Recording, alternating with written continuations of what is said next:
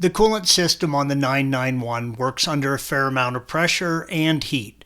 The reservoir hoses, connections, and clamps can fail. Pressure testing the system will tell you if you have a leak. Make sure that the system is stone cold and that it is not under pressure. Then remove the coolant fill cap, red arrow. Go through the series of adapters in your kit and screw on the proper pressure cap, blue arrow. It is imperative that the cap is a correct fit.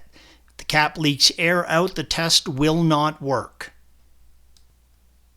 Attach the hose and the pump to the cap and pressurize the system to 1.8 bar absolute. The system should hold pressure. Pressure drops, then you have a leak somewhere.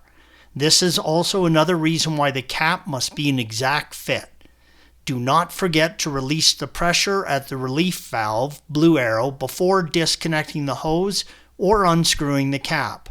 If a leak is confirmed, please follow the link provided at the end of this video for additional assistance with troubleshooting that.